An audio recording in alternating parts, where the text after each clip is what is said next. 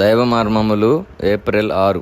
దేవుని మందసము పట్టబడిపోయినందున ప్రభావం ఇశ్రాయేలులో నుండి చెరపట్టబడిపోయాను. 1 సమూయేలు 4:22. సొలొమోను తాను చేయు ప్రార్థనను ముగించినప్పుడు అగ్ని ఆకాశము నుండి దిగి దహన బలులను ఇతరమైన బలులను దహించెను.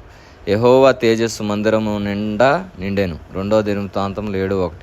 దేవుడు తన నియమములను అనుసరించి పనిచేయును. ఎవరు ఆ నియమములను హృదయపూర్వకముగా పాటింతురో వారే ఆయన మహిమను చూడగలరు. ఆ దైవిక నియమములను నెరవేర్చుట ద్వారా ఎట్లు దేవుని మహిమ తిరిగి పొందెనో నిర్గమాకాండం 40వ అధ్యాయంలో చూస్తున్నాము.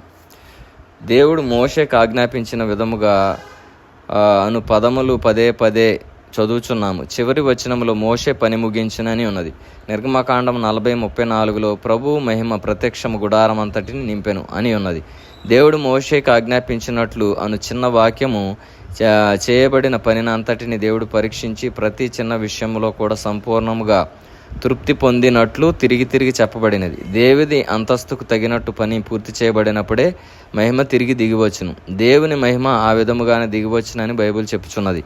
యోహాను 4:34లో ప్రభువు నన్ను పంపిన వాని చిత్తము నెరవేర్చుట ఆయన పని తుదమిట్టించుటయు నాకు ఆహారమై ఉన్నదని చెప్పాను. దేవుడు ప్రత్యక్షపరిచినట్లు ఆయన పరిపూర్ణ చిత్త ప్రకారము పరలోక సంకల్పము ప్రకారం ఒక పని పూర్తి చేయబడినప్పుడే దేవుని ఆజ్ఞానుసారంగా మహిమ దిగివచ్చును.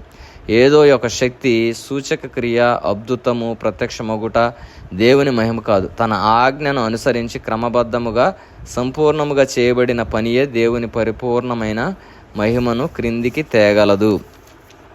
కాబట్టి మనమందరము కూడా దేవుడు మనకి ఇచ్చిన ఆజ్ఞలను మోషే ఏ విధముగా అయితే చేశాడో ఆ విధముగా ఆజ్ఞలను కట్టడలను నియమించినప్పుడు మాత్రమే దేవుని మహిమను చూడగలము. అటువంటి జీవితములు దేవుడు మన అందరికీ దయచేయును గాక.